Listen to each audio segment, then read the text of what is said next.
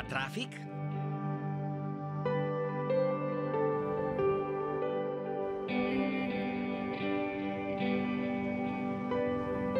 Siksikan!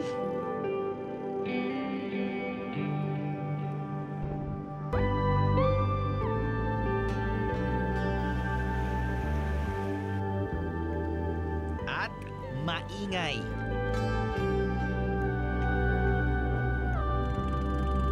Ay.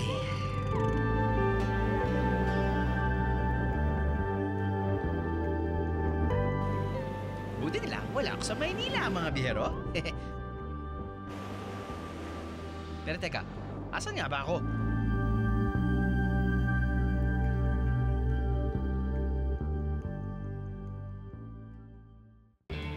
It's our second Be a Hero this summer special. Kahit sobrang chill ang lugar na lilibutin natin ngayong gabi, kapag usapang biyahero, all out ang lugar na to. You ready to find out kung gaano ka-intense ang Atimonan, Quezon para sa inyong summer destination? Pastor talaga siya, kaya we are safe.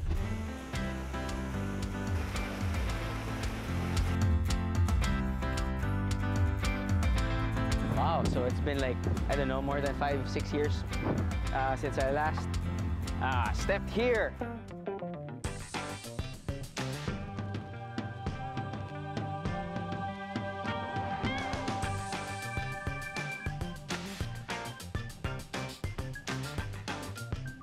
Kapag high school ka daw, meron ka daw nililigawan, imposibleng hindi ka kakain dito. Ano? Sama ka sa biyahe ko?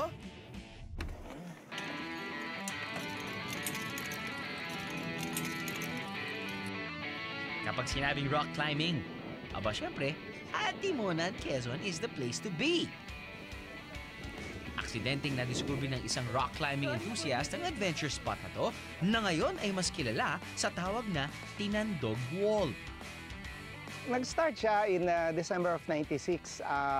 Kasi year before that, naging interested akong mag-rock climbing. And then, naghanap ako ng rock climbing area. I found this place. Nakita ko yung lugar. A week later, bumalik ako at sinurvey ko yung lugar. And I found out na magandang area siya for rock climbing at pwedeng-pwede.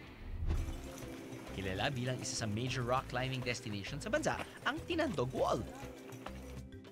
Maraming mga take-off point ang mapupuntahan dito na swak sa iba't ibang klase ng climber. So kasama natin ngayon si Pastor Noel. Siya yung hihila. Hindi. Siya yung mag-guide sa atin dito sa Atimonan. Itong Atimonan, ano ba tawag nito? Bundok? Oh, bato. Bato. Tama, bato.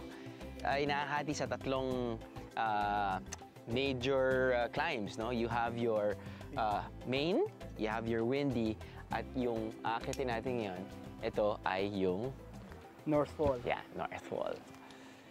Base sa difficult level, ang Hello Kitty route ang pinakamahirap akyatin sa lugar dahil sa unang tingin, halos walang makakapitan ng isang rock climber.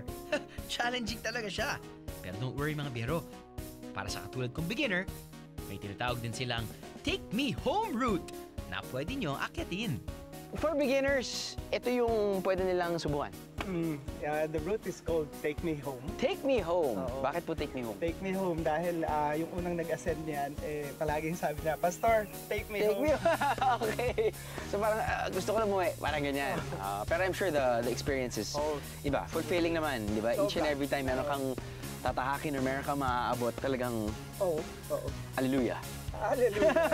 At amen pa. Amen pa. Para sa mga rock climbing enthusiast, ang first ascent ang pinakamahirap sa lahat dahil dito sinusukat at tinitingnan kung ang isang daan ay ligtas akyatin. Lahat ng ruta may pangalan. Bakit po? Para na mas madaling tandaan. Madaling tandaan. Sino po who gets to name it, the first ascent. The first ascent. So kung sino yung first ascender, gets to name the route. Also, may rating siya. So this route is rated at 5.6. 5.6. 5.6. A normal climb is like 5.0, which is like climbing a stair. Right. Up to the highest grade, which is ngayon mga 5.15, which is like climbing a roof with 2 fingers. Wow, okay.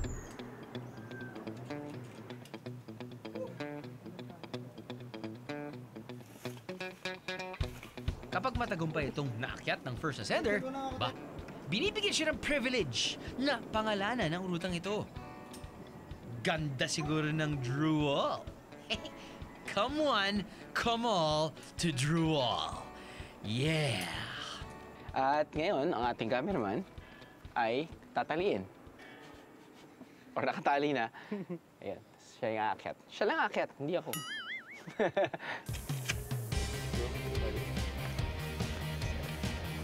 So ginawa ngayon ni Pastor, na akala namin yun talaga yung first name niya, kaya Pastor talaga siya. Kaya we are safe. So dahil kailangan namin ng wide shot, at kailangan meron pa kami isang angulo na kasama ako sa frame at kita yung view dito sa Timonan. Eh syempre, nauna ang ating magiting na cameraman na si Jeff. Ay, nako, nagmarathon na yan. Hindi nahirapan pag-akyat. Hindi lang nakatulog kagabi.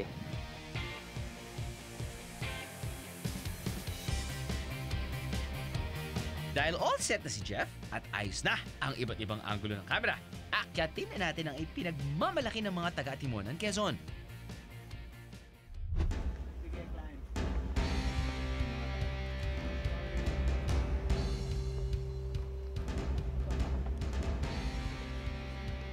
Kakaibang experience ang pag-akyat ng batong ito, lalo na kung ikaw ay beginner or in my case, gusto lang subukan ang iyong abilidad sa pag-akyat. Sa halagang 1,000 pesos, worry-free na ang pag-akyat mo dahil bukod sa gamit na ipahihiram sa'yo, sila na rin ang bahala sa isang meal na kasama sa binayaran mong environmental fee.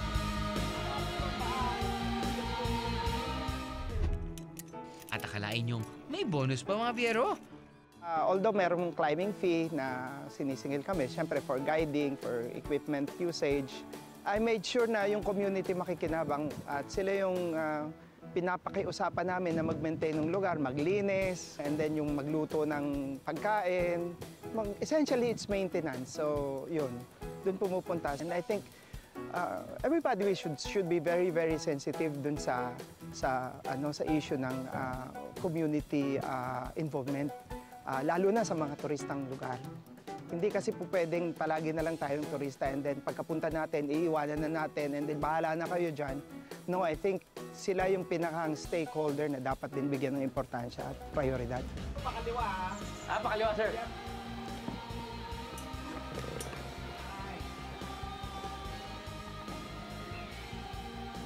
Woo! Naakyat ko rin! Inabot ako ng halos 15 minutes sa pag-akyat ng Take Me Home route. Worth it ang pagod at hirap kung ganitong view naman ang makikita mo.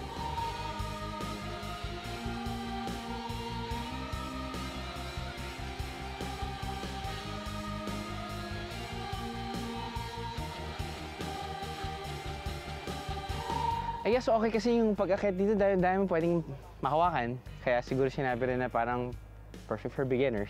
Pero syempre, there's also a level of difficulty dahil actually, yun naman yata yan, Pastor, kapag nag-rock climbing ka, kapag hindi mo first time, di ba? Parang you're like, ano kayang ano yung i-choose kong ano? Yeah. No, na-hold, yan. So parang yun yung parang dadaanan mo sa proseso ng pag-aakyat ng rock climbing. And if ever naakyat mo na nga after a couple of minutes or whatever, boom, yan yung reward sa'yo, yung view. Para sa isang hindi experienced climber na tulad ko, marami kang challenges na pagdadaanan para marating ang tuktok na to. Hindi din biro ang pinagdaanan ng malaking batong ito para manatiling nakatayo ng ganito. Ang main struggle na na-experience dito was in 97, a year later. Dahil gustong i-quarry actually yung lugar eh. Dahil ang limestone is pwedeng i-quarry. Sabi ko, sayang yung lugar, not only for rock climbing, but ang ilalim ng batong ito actually ay tubig is a natural aquifer. So yung mga nearby barangay, dito nanggagaling lahat ang tubig eh. Source yan ng tubig. Ikalwa, pag may bagyo, natural na bumabasag siya ng mga malalakas na hangin. Okay, with that. Sa pangunguna ni Pastor, napatigil ang planong pagtibag sa mga batong ito. Fortunately, nahabol ko siya sa Provincial Mining Regulatory Board ng Quezon at saka sa DNR and pumayag sila, nakita nila yung punto ng pinaglalaban ko. I think it should go beyond personal passion. Talaga namang approve ang mga ginagawang paraan ni Pastor para panatilihing maganda at kapaki-pakinabang ang mga batong ito para sa mga susunod pang henerasyon.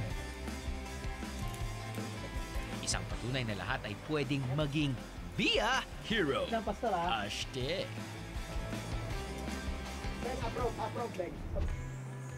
Hindi lang dito nagtatapos ang ating adventure sa Atimona, mga biyero. Pwede nyo rin bisitahin ang mga kuweba rito.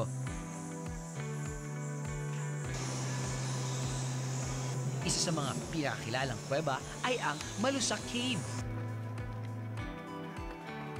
Sa lahat ng mga kuweba rito, ito ang pinakamadaling puntahan.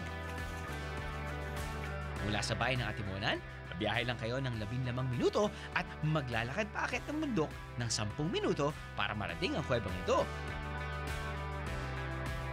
Huwag mag-expect na malaki-laking kuweba, mga biyero. Kaya naman pwede niyong libutin ang Malusak Cave ng kulang-kulang 1 oras. Iba't ibang rock formations at paniki ang makikita dito. Talaga namang sulit ang 10 pesos na entrance fee.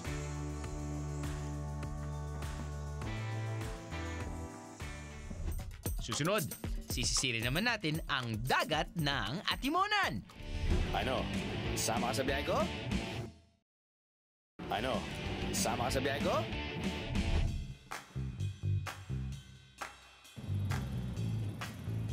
Maraming bersyon kung saan nagmula ang pangalang Atimonan. Ngunit, ang pinakapopular na bersyon ay pinangalan ng bayan sa matapang na founder nito na si Simeona Mangamba o mas kilala sa tawag na Atimonang. Siya lang naman ang naging susi sa pagkakaisa ng mga taga-Atimonan para maging isang bayan. Maraming imahe ni Atimona ang matatagpuan dito. Nagsisilbi itong paalala sa mga taga-Atimonan ng makulay nilang nakaraan. Para marating ang Atimonan, kailangan bumiyahe ng 4 na oras mula Maynila. Sa Cubao, 2 bus company ang pwede mong sakyan na magdadala sa iyo sa mismong bayan ng Atimonan. Sulit ang inyong biyahe dahil sa halagang 240 pesos, pwede mo nang marating lugar na to para sa isang laid-back vacation ngayong summer. Biyero tip, may mga ginagawang daan papunta dito kaya mas maganda na bumiyahe sa umaga para mas konti ang traffic, iwas hassle. Sa bayan ng Atimonan, may mga tricycle na naghihintay sa bus terminal para sa mga biyero. Ang mga tricycle na rin na to ang pwede magdala sa iyo sa mga tourist spots sa lugar.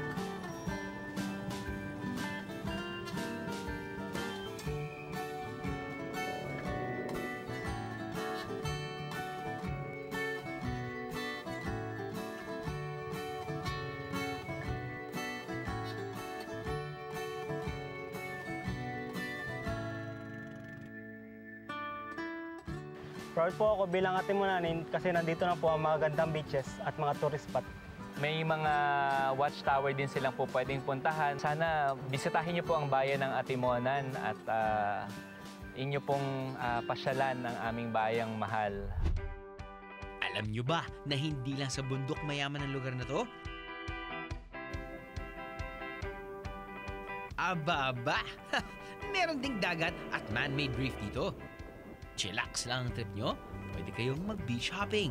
Dito may enjoy ng buong pamilya ang pagtatampisaw at paglangoy sa mga secluded beach.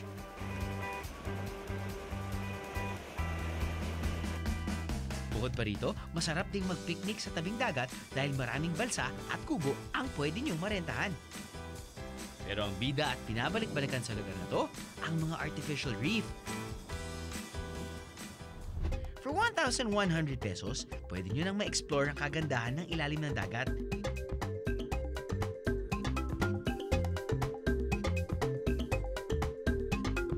Siyempre, it's more fun kung susubukan nyo rin magpakain ng mga isda. So isa sa main attraction ng bayan ng Atimonan ngayon ay yung aming diving site, fish feeding, snorkeling, scuba diving. Pero alam nyo ba nga ang ganda ng tourist attraction na ito ay bunga ng pagmamahal ng mga taga rito sa kanilang lugar? Love your own! Basically, wala talagang isda. So dati-rati mga mangingisda rito, nagsasagwa ng malayo, mga 10 kilometro bago makapangisda. Naisipan namin maglagay ng artificial reef para magkaroon ng mga isda. This time, mga 1 kilometro lang sinasagwa nila, meron ng isda. At the same time, doon sa mga matatabing lugar, meron na rin siyang isda ngayon. Ito ang itinuturong aral ng mga taga-Atimunan. Kamangha-mangha ang kanilang pagmamahal sa kanilang lugar. So naalala ko nung last time ko pumunta dito sa Atimonan, kasama ko si Aiza Sigera. Kaya pinapunta kayo na dito, sabi hindi tayo magkita kasi merong special na ginagawa ang mga taga-Atimonan. Oo, balikbayan days pa yun. That was like, definitely more than 5 years ago, 6 years ago, 7 years ago, hindi ko alam. Pero naalala ko nung pumunta kami dito sa Atimonan, sinamahan kami dito para makitulong sa pagbaksak or pag ano ng artificial reef. Ako kasi, gusto kong magsulat.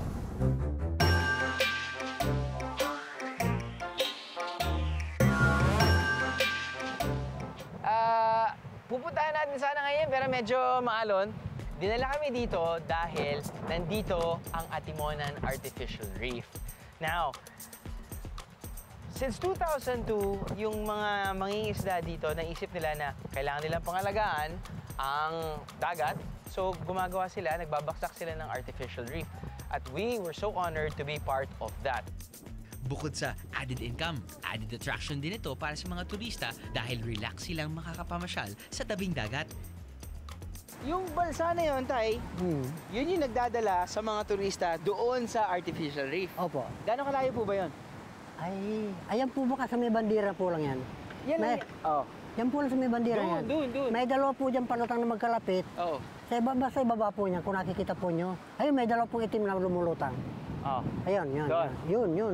Hanggang dyan po lang kami. Hanggang dyan. Yan. So, ang mangyayari niyan, pupunta dito yung mga turista, Opo. tapos nun, sasakay sa balsa, Magrinita sila. renta sila, tapos nun, dadalhin po dun sa area kung saan pwede sila mag-snorkel. Opo. Ayun. So, ano na yan? Buong araw na yan? Depende po. Pagkalibat mo maghapon hanggang tanghali sila, Oo. pwede sila maghapon, ganun. Pwede rin. Oh, nasa kanila po kung gusto. Pwede sila magdala ng pagkain. Opo. Pero mas kahanga-hanga ang mga taong tumutulong sa mga taga rito upang mapaganda ang bagong tuklas na yaman ng lugar. Dahil sa kanila, maraming mga isda ang ngayon ay may karagdagang kita. Good job! Di ba? Naglagay na sila ng artificial reef. Opo. Para mas magkaroon pa kayo ng kita, di ba? Added source of income, gumagawa ngayon sila ng balsa. Okay? So, yun yung naging livelihood program. Now, Tatay Rudy, kwentuhan mo naman ako kung paano nagsimula yung paggagawa ng balsa. Yan po ay una, ginamit po namin ang mga estero namin. Dahil nabuo po yung malaki po namin, yung lugo malaki po, yung rotary. Ginamit namin yung mga estero yun para lumutang siya. Para lumutang, okay. Ayan, ngayon po, So, recycled materials ang pinag-uusapan natin, Tay. naitaas po yung esterong yan, pinagplanuhan namin kung anong bagay ang pwede natin kagamitan. Ayun. Yan. Nabuo sa plano namin, gumawa kami ng balsa. Hindi ko man lubusang na-enjoy ang lugar dahil sa lakas ng alon?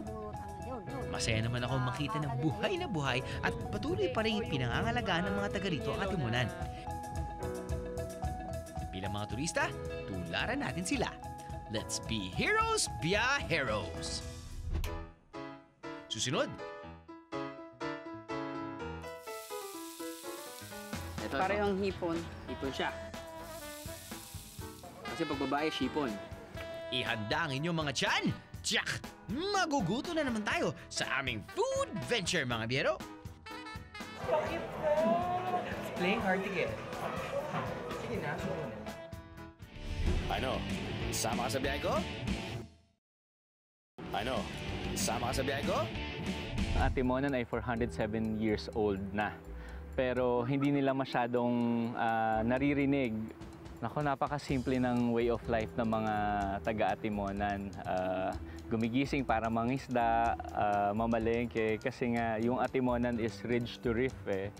So may mga doon sa area ng Bagong Bayan, for instance, marami kayong makikitang mga bangka doon na ginagamit ng ating mga kababayan para mangisda.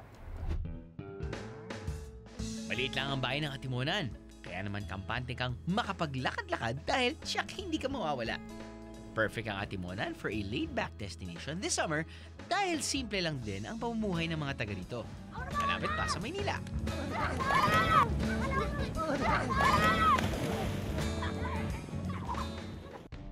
Kung bitin ka sa pamasyal, pwede kang mag-overnight sa bahay na to. May iba't ibang klase ng accommodation din na pwede mong pagpilian.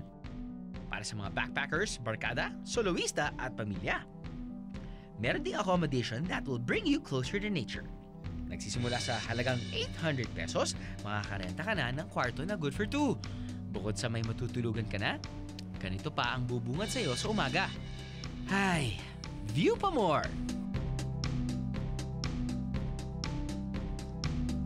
Love the sea? Meron din yan dito sa Atimonan. Sa halagang 1,250 pesos, 1 tusawa ang pagtatambay mo sa beach. At para sa moderno at simpleng resort, bakit hindi mo subukang magpahinga rito? Oy, good morning mga biyero. Katulad na sinabi ko, di ba, parang Atimonan, it's a very small town. Simple town, for that matter. So, hindi naman tayo mag-expect ng sobrang engranding mga accommodations. Pero, nagulat din ako dahil dito sa Kingfisher, it's 1,000 pesos per night, good for two. May aircon ka na. May kasama ng tao, nakikindi lang. Dito na ako natulog kagabi. Aircon. At kapag sabihin natin, kulang pa yung siguro, 0.5 horsepower. Kapag kulang pa yan, pero hindi naman kulang kagabi, meron kang electric fan. At meron kang flat screen TV.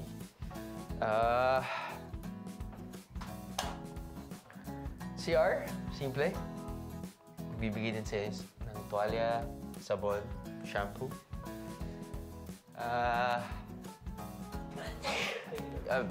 Bless you. Why naman tulog ko? Kahit may mga establishmento na mula sa Maynila, talaga ang mga tao pinapatronize yung mga produktong Atimonan. Siguro naroon pa rin yung kanilang taste for local flavors na sinasabi. Kapag nilibot mo ang bayan ng Atimonan, makikita may ilang commercial establishments dito. Pero maraming tao pa rin ang mas tumatangkilik sa mga produktong tubong Atimonan. Tulad na lang ng isang kainan na ito na sikat dahil sa kanilang sisig.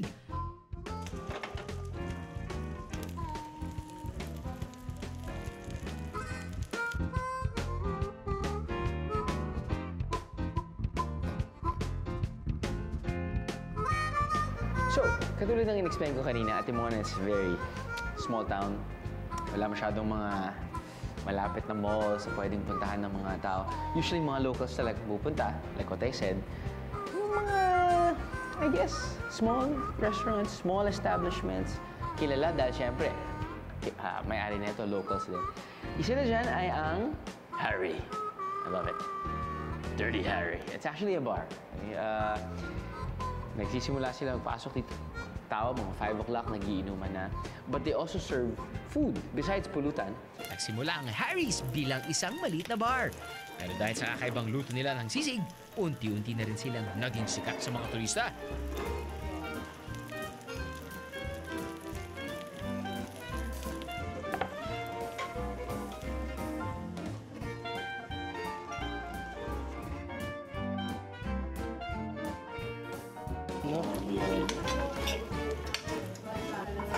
Bukod sa sisig, marami ring ulam ang pwede niyong tikman na paborito ng mga taga-Atimonan. Kung may special request kayo o gusto ipaluto, pwede rin dito yan.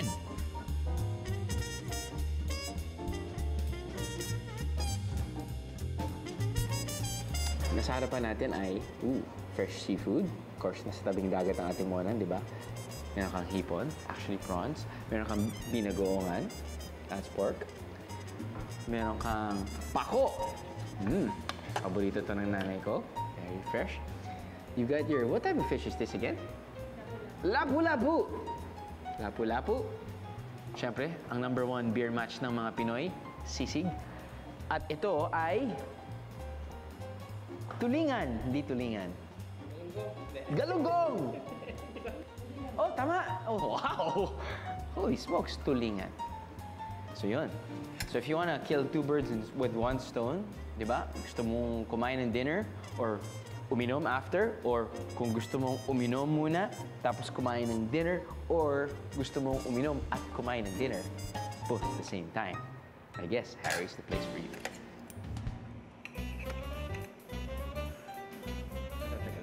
Kahit simple lang ang kainan ito, sulit naman mga biyero.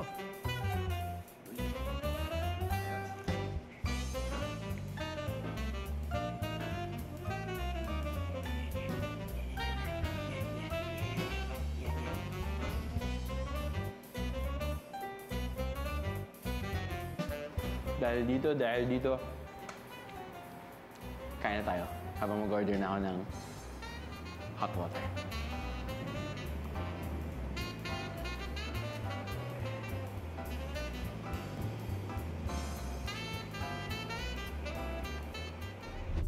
Kung mas fresh and local ang hanap, huwag daw palampasin ang pinais. Bakit po ba mahilig kayo magluto ng mga iba't ibang klaseng putahe gamit-gamit ang gata? Pati hipon. Eh, kasi yan po marami dito sa amin. Talaga? Kahit po saan dyan sa dagat, sa ilog. So, ibig sabihin nun, itong mga hipon na to, fresh na fresh. Tapos marami kaming nyog. Di ba? Quezon, di ba maraming nyog? Lambanog din dito yun, no? Wala po sa amin. Galing po sa ibang lugar. Sa ibang Quezon, sa ibang lugar sa Quezon. Okay. So, ano pong pangalan nito? Pinais sa kawali. Pinais sa kawali. Ano pong ibig sabihin ng pinais? Bali, giniluto lang po siya sa kawali. Niluto siya sa kawali? Yung hipon, hinalo-halo muna. Tapos saka siya, bababad mo muna mga kalahating oras. Tapos saka mo lang po siya luluto. Lahat po nandun na yung rekado niya. O yan. Para maluto ang pinais, kailangan kumayod ng nyog na siyang main ingredient. Yun. Tapos, linisin ang hipon at tanggalin ang taba nito. Kasi para lumasa siya doon sa nyog, lang yung taba, tapos gaganon mo sa nyog. Ibabad na sa loob ng 30 minutes para mas dumikit pa ang lasa nito. Kapag nababad na ang mga to, ibalot ito sa makapal na dahon. Ginagamit ang makapal na dahon para hindi masunog ang pinais.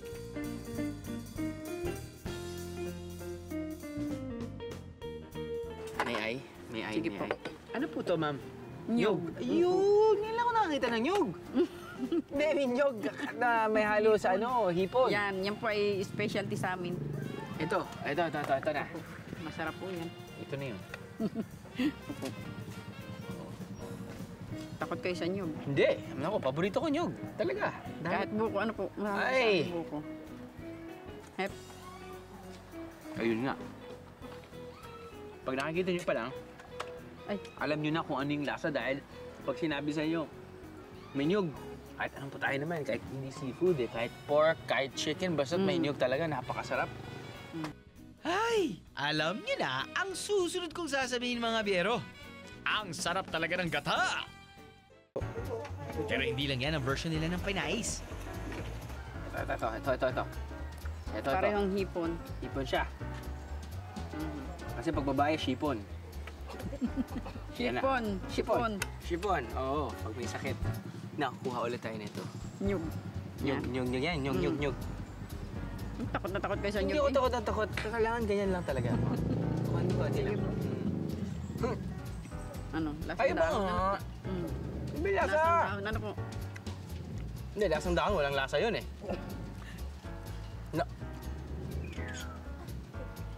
Lasa nga yung dahon.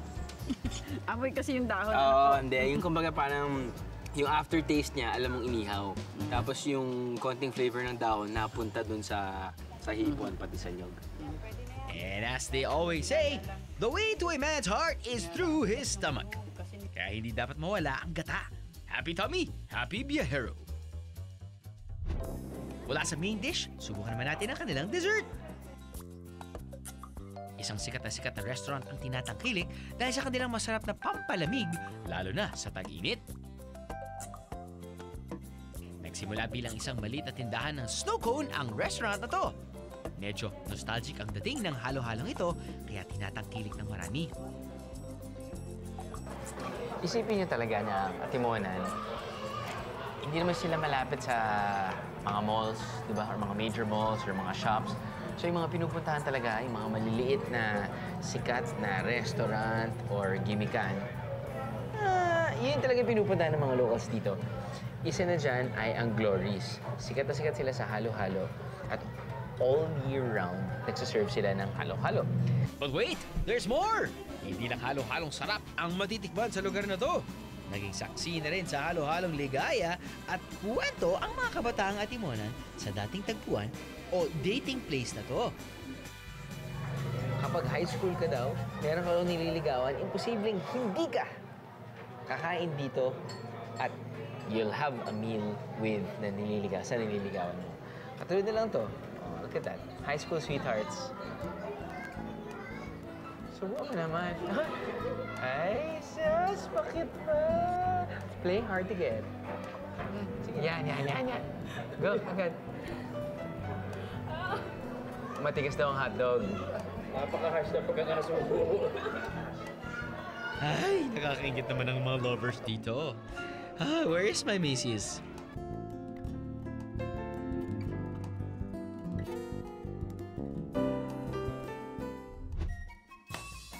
Anywho, after dessert, may pambaon pang pasalubong.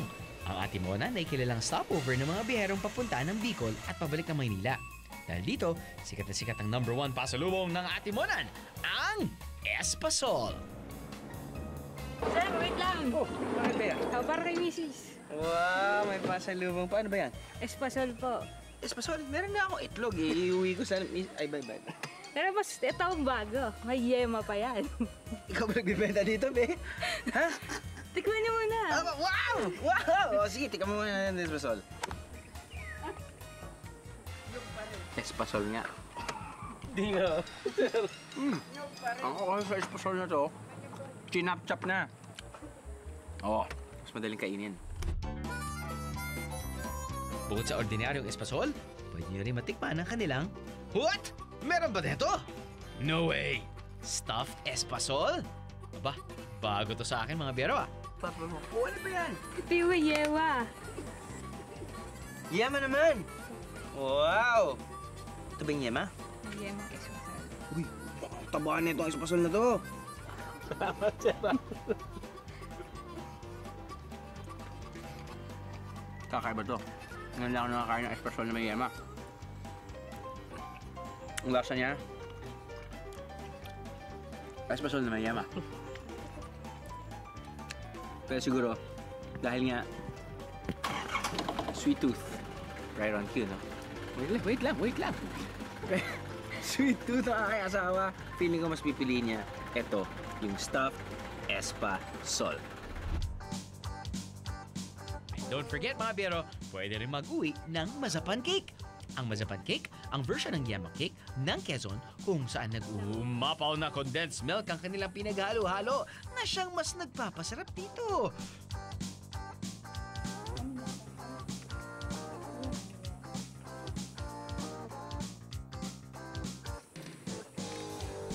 Naghahanap pa ng ibang makakainan. Pwede rin subukan ng isang pansitan sa Barangay Angeles. Bagong bukas to at madalas daanan ng mga biyero. Dito, mura na at masarap pa ang pansit na ipinagmamalaki ng mga taga-Atimonan.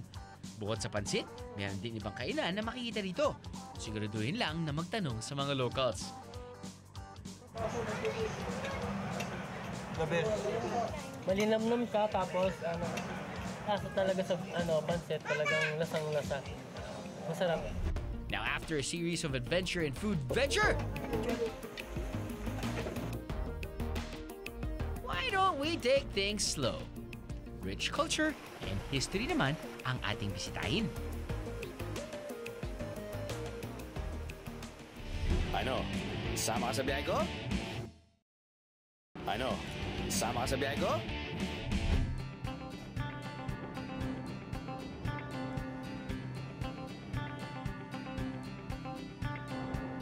Kahit unti-unti nang dumarami ang mga turista sa Atimonan dahil sa mga pasyalan dito, nananatili pa rin pangingisda at pagsasaka ang pangunahing ikinabubuhay ng mga taga dito. Nananatiling payak ang pamumuhay na makikita at mararamdaman mo dito sa inyong paglilibot. Pero pag pumunta sila dito, makikita nila yung mga old structures ng bayan ng Atimonan, kagaya ng simbahan. Isa siya sa mga paboritong pasyalan dito kasi talagang 1800s pa nang nandito yung naitayo yung aming simbahan. May extra time pa ba kayo? Well, bakit hindi subukan maglibot-libot on foot? Marami kayo mga ikot dito mga biyero. Kaya simulan na natin ang paglalakad sa bayan ng Atimonan. Isang makasaysayang simbahan na makikita dito. Ang Our Lady of Angels Church ay itinayo noong 1938. Isa ito sa mga main tourist attraction sa lugar. Bukod sa makulay nitong kasaysayan, maaari nyo rin makita ang top view ng bayan dahil isa ito sa pinakamataas na lugar sa Timonan. Ang Old Port area naman ng Atimonan ang nagsilbing sentro ng kalakalan noon. Magandang bisitahin ang lugar na to, lalo na kung quiet at secluded beach ang hanap nyo. Malayo kasi ito sa main tourist area. Dito, solong-solo mong makikita ang view ng dagat. Paalala mga biyero, isang pribadong lugar ito pero pwede nyo namang pakiusapan ng caretaker ng lugar na papasukin kayo. Basta't huwag lang kayo magkakalat at manggugulo sa lugar, okay?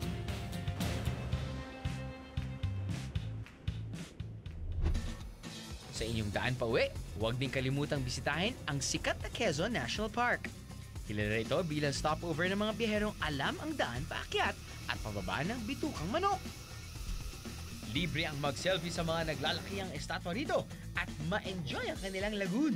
Well, kanya-kanyang trip lang yan pagdating sa paggamit ng extra time. In my case, pinili kong gamitin ang extrang oras sa mabilis na pagbisita sa isang falls. Ang Magsaysay Falls ay mararating 1 kilometer mula sa main highway ng Atimonan. Paborito itong tambayan ng mga taga rito dahil for 10 pesos, pwede ka namang magtampisaw sa malamig na tubig na hatid ng natural wonder na to.